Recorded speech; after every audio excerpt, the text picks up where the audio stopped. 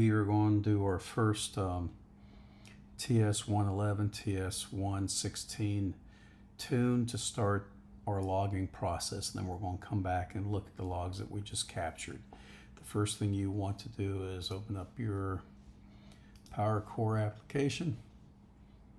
So open up our tuning software. Let's go ahead and open up our tune that we prepared from our last time. This is a 2020 tune, so I'm not going to touch the drive-by-wire tables.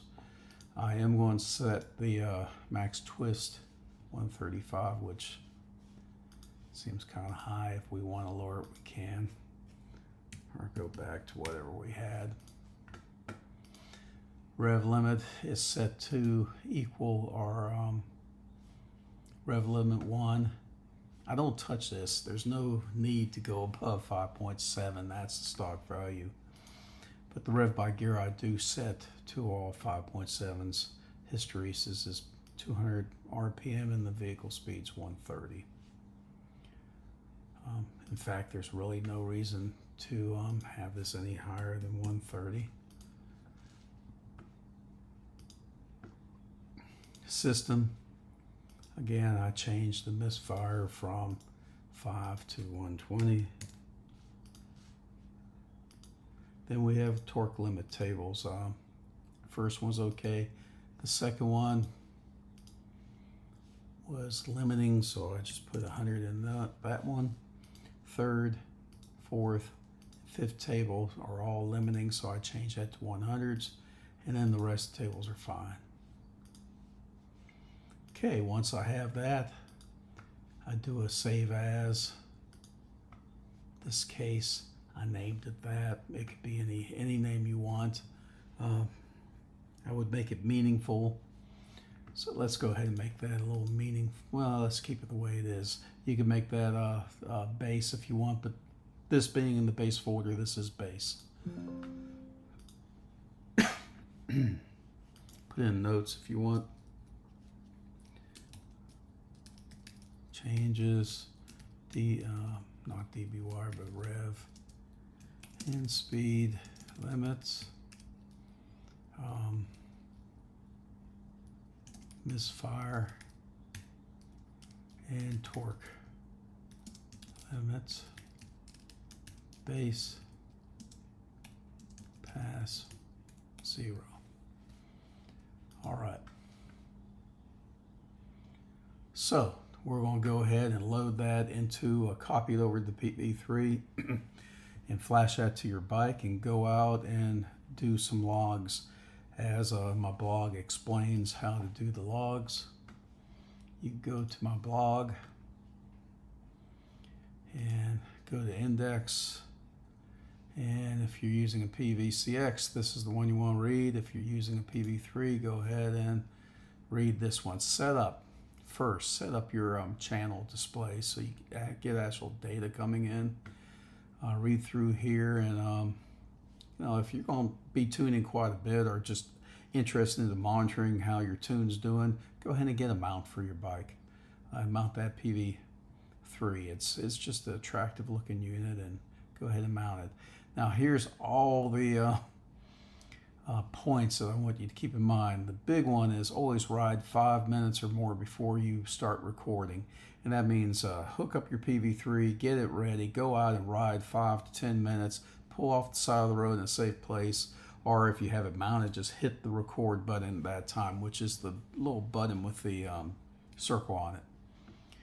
You know, ride with the goal of collecting good data. I'm going to show you the log file that I got that shows that that was not the goal of the rider. Make sure you're getting data display. Always hit that button with the circle on it to start recording and to stop recording. Never ever turn your bike off without first hitting that button to close any recording it is. If the top portion of your PV3 is not a red color, then it's not recording. When you hit that button to close or stop recording, it will come up with a display saying saving and then complete, and then it goes back to just displaying the data on the screens. But the key thing is that red inversion will be back to the normal colors as well at the top of the screen. The log files are always incremented with whatever your tune name is, and then it puts the log 1 after it. If it closes after 27 minutes, it's going to start a new one and say log 1-2, 1-3, and so forth. If you manually turn it off and start a new log, it will be your file number, then log 2, and 2-2, 2-3, and so forth. Remember, these logs take up a lot of room. You have limited space on your PV3, so collect an hour or so. I think the thing will collect several hours, but get some good data. After you've gone those data and have transferred them to your computer, go ahead and delete them because they do take up a lot of room. Also, you only need the STK file that you got when you did your initial read ECU, and you need a tune file, and the pvinfo.txt file will be regenerated by the PV3 if you erase that. But essentially only 2 files need to be on that PV3 at any one time. I always like to keep last tune that was successful when I wrote it was fine, just in case you have to flash back to that tune. Worst case, you flash back to your STK file. And then another reason for writing it for at least 5 minutes or so is to get the engine temp above 180, or on the FTR and Scout above 170. It will not correct tunes that are below those temperatures. In the wintertime, it's kind of hard with FTR and Scout to get it up there, but the TS models tend to get up pretty quick. But a point to that is if you stop your engine to get gas and you restart, you need to ride for 5 more minutes before you start recording, because the enrichment circuit's on and it will corrupt your data at the very beginning. All right, so we've gone over that logging process. Now, let's go ahead and go out and log. But the point I do want to make again is you have this blog page that goes over examples that you can download. In our case, I wanted 2019 to 2022, so it's going to go to its SharePoint. It's a Google Drive. It seems to be very slow, but these are very large files. Now, this was 2020. Polaris radically changed this calibration for the 116 stage 2 in 2021. Go ahead and download that file just so you can see how you download these examples. I'm going to put it in my tutorial file and put it in right there. And it downloads fast on my computer. Now, to see how that looks, let's go on over to this file. And there it is. So, I want to open that. It's a zip file. I want to right click, copy, come over here and paste it. Let's get rid of this file to delete. Now when I open this up, this is the stage 2 file that I would be modifying, however, or use as example. However, the 2021 is radically different than the 2020. So think about that. You could copy all the tables over, or you could just change the tables that I have suggested. Until you get comfortable with tuning, I would suggest just changing your STK file with the expanded rev limits and misfire and torque limit tables. Okay, but there's another file that's pretty darn important, and that's at the very bottom here. It is the main equation for tuning. Go ahead and select that.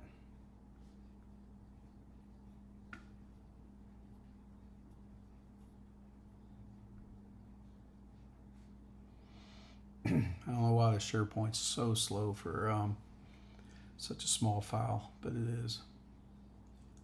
Okay, here's the file. It's basically a Python file, so it's a text file, so you can see what's in there.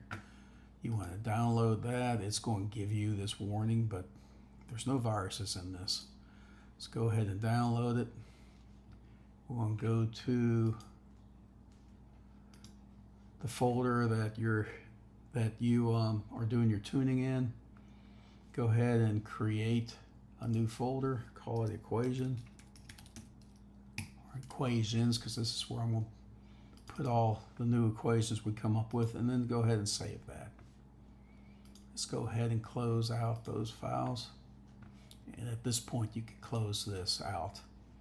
Okay, so we're set up. We have our tune that we just developed.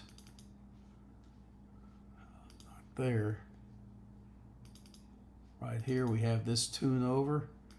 And we're going to go take some log files. So we've gone out, we rode for at least 30-some minutes. In this case, possibly 1 hour and a little bit over. We have 3 files on our PV3. We come in, hook it up to the computer. It mounts, by the way, on your desktop as PowerVision, as a USB drive. Go ahead and open that up and copy over the log files that you have created. Then go ahead to your application launcher and open up your C3. Let's go ahead and load in the tune that you had used to capture those logs. In this case, it's stage 2-2020. I'm going to go ahead and open up Data Center. This is the Data Center. It already had the logs that we did, but you want to navigate on this tree. You could also say open here and open it this way as well. And here's 3 files that we want to open. These started out as log 2, log 2-2, and then the person stopped it and restarted the log. Started with 3. I suspect that log 1 was just a test file or whatever and of no use, so that one is not here. If these bytes are like 1 kilobit, it's not a good file. Go ahead and just delete it. You want to have at least 100 kilobits or higher with some useful data. If it's lower than 100 kilobits, you've just wasted your time as well. But anyway, I'm going to also show you the tree version. Here's the tutorial folder. Here's the example.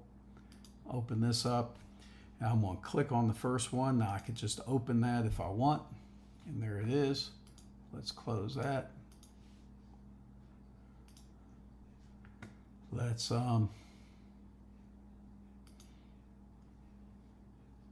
so we have several ways we could open it. We could do that. Click on the next one. Click on the next one.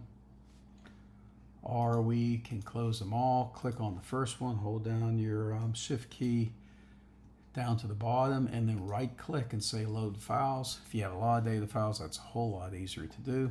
Now if you notice, when you first start it up, you will not have any data displayed. This one will most likely be none. All these will be none. You have to set up this graph. So to set up your graph, I like a triple graph. You have your selections here, and this data set is based on whatever your stock configuration is. So in this case, we have a 20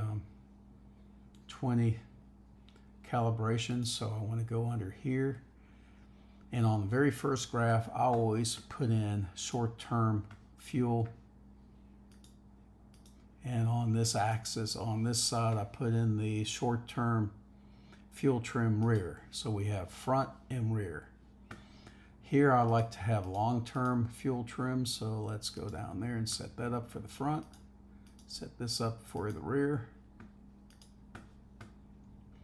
And then I like to have request AFR, so I know when it's in closed loop. It's only in closed loop when it's at 14.7. So here these are in 14.7. This is definitely out at 12.52. Somebody was hitting the gas with that. Now we could zoom back out by right-clicking on the graph and telling it to auto axis. And over here you could select something else if you want. A lot of times I'll do load request. Okay. Once you've set this up, if you aren't doing a lot of people's tunes, just save this, or it will default to that. Come under the window section, come down below here, and call it something meaningful. I usually go TS111 111 dash, and the tune configuration in this case is AAG3, and I save it that way. But I'm not going to include the graph axis. I'm not going to do that. I already have it saved right here. So there it is. Again, I need the auto axis. So nothing really looks too bad out of whack here. You have some long-term trims here that we want to correct for. Your short-term, some of your peaks are right here, getting up to 11.13 percentage of correction. So we want to correct for that. So we're done loading in the data and reviewing it. Just another note, feel free to play around with this. Look at what the data is available here. You could plot anything you want. A lot of times I'll look at engine temperature to see if I have an issue with that getting out of hand. You can see in this case it was pretty good. Going back to the tuning that we cared to do. Go back to your C3 software. Now we're going to be touching 3 tables. The first the last 2 tables it touches is IP comp front and rear, and then the first table it corrects is the VE table. Like I said, this is a very important table, and let's go ahead and see how well these logs were taking. So go under Tune Lab. You're going to have to load in the correction formula. In our case, we downloaded it to the tutorial folder under equations, and there it is. So let's go ahead and open that. Once you have loaded that module in, you don't have to reload it again. You can see this is the Python code. Again, if somebody wants to improve or clean this up, please do, and send me a copy, and I'll put it on the share drive as soon as I test it out well. Okay, so you will also have this show plot enabled the very first time. This is basically something you don't want to do. You could watch it. It will plot the I think corrected AFR and so forth in this equation, but it just slows everything down. Just make sure that's deselected, and in the future when you come up, it'll be deselected. But let's go ahead and perform the calculations or correction.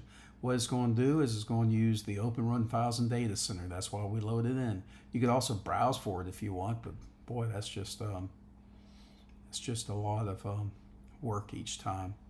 And I like to view these files before I run corrections and make sure things look okay. Okay, so it's going to go out. It's going to make the first correction for the VE table. As you can see, these are ranges outside of the closed loop. The ones, everything that has corrections are within the closed loop, and it has made its correction. Like in this case, 1.010189 means that cell needs some additional fuel. This cell at 0.98704787 needs to have some fuel taken away, and so forth. So click that if OK if you're fine with that. If you want to cancel, won't make any corrections. Now we're going to go after the IPW front and IPW rear. So this is the front, right here, front, and these are the suggested corrections. Now you can come in here and punch in your own values if you want. Nope, I want to accept those values. And again. Now there's a key point we want to look at under here for the compare. Right now I have it as stock. Since we started out with a stock VE table and we started out with a stock IPW front and rear, you're only going to have the changes that have been made. Normally we'd want to select the open and saved, so we only see the changes that were made from last tune to new tune. Okay, so some things you could glean from this VE table is the rider did not hit too many cells in the mid-range. And let me tell you something, the transition from idle to 2K is usually a spot that a lot of improvements could be made if you just take your time.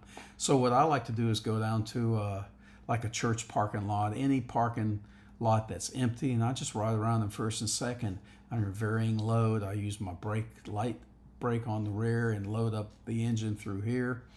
Or I go on a flat road that might be 25 miles per hour, say a school zone, and I get into fifth and sixth gear and I just put along at 25 miles an hour or slower. Do not lug the engine, but just cruise along just casually, and that will really fill out these cells nicely. We are only at this point up to 3.75, so there's some cells missing here as well. Don't expect to fill in these cells. That's deceleration cells. You will not hit those unless you're on a dyno, and these top cells are pretty hard to hit as well. But you will after we get a little bit more aggressive. So we're going to accept these changes. We're going to say save as. Come along here and let's just carry on with the theme. I'm going to say new folder, pass 1. I'm going to call this V1. I'm going to call this pass 1. Oh my.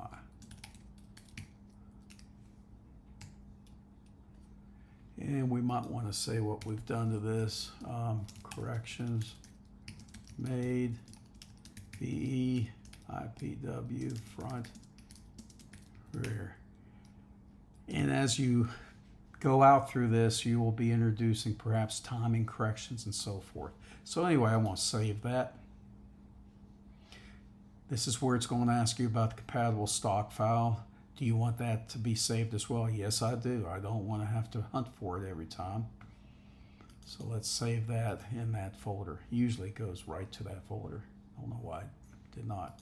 Okay, let's see what changes we made from the last file. So I'm going to open up the last file, go to the one we just created, right click, and I want to compare it to this one. And so you can see we're adding, basically this tune is not bad. Players did a really good job on their 2020, especially the 2021 with their VE and IPW tables, but we're still making some corrections. I like to get this below 1%. I'm just that anal on my bike. I typically like these type of values here.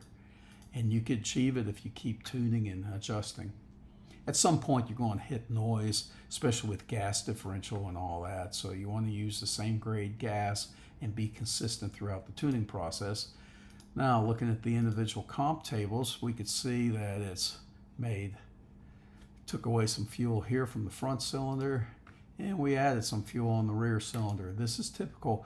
And what these equations do is they essentially average out the cylinder adjustments, takes out the VE adjustment that was made here, and then adds or subtracts from that base medium that the VE table is. So this really converges to a very nice balanced tune. I don't know of anybody else doing this, so you have the equations that will really allow you to rock out and get your bike tuned well.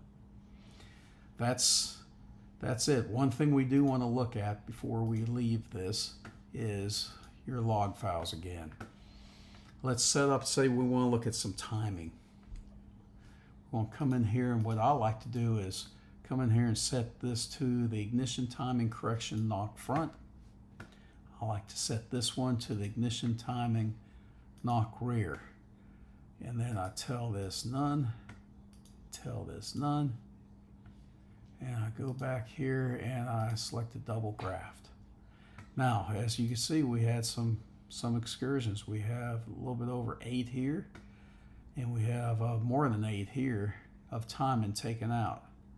And you can see it's on both cylinders. So that's the primary one table that took out 9 degrees. That's a lot of knock taking out. So let's kind of dig into this a little bit more. Before we do, though, we want to save this window. And again, I save it as the TS111. In your case, it could be TS116 dot or dash AAG3, which is this STK file, and then I call it the knock table. So it automatically will be there next time I come. But let's do a little bit of exploring now. The big knock is on this last curve. So I'm going to go ahead and just close it all, bring in the last data point. So this is the knock that we want to see. Let's also expand this to the triple graph. I want to see if this person kind of hit it really good. So I want to look at the TPS signal. And if you see, that's not what's happening here. So he gave it some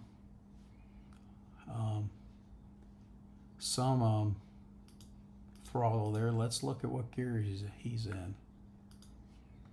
He's in third gear. That's reasonable. Let's see what RPM he's at. That's too low to be in third gear. So really, he's lugging his engine. He shouldn't be in third gear below 2K and then giving it some gas. So what if you want to correct that anyway? I personally would not correct that. I would just modify my behavior. But if you want to see where that's at, let's pull up the Spark primary table. And something that Dynojet added that just makes life so much easier is under View, Enable Cell Trace. So right here, this is where the timing is for this curve. So we can hit the Option key and just kind of move it right along. And this is moved right along here as well. We can resize this window. And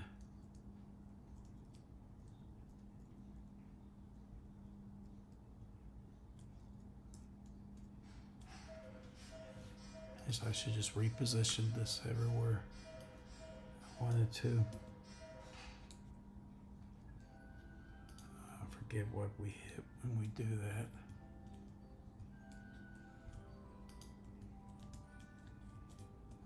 Any case, there's some shortcuts you could hit, so this will kind of put this table over where you want it. There we go. So we could move this along and watch that kind of moving with it. And you can set this up better. Any case, what I wanted to show was, I just wanted to show what this looked like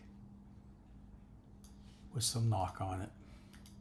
Now, I do have an equation. I need to talk to my friend to see if he wants to release the one he wrote that will automatically go through here, but you need a thorough understanding of timing. The fastest way to destroy engine is through making it lean and making the timing way too advanced. That's just a great way to destroy engine. And you need to understand the way you understand is go through these logs and see what's happening and see if you need to modify your behavior too.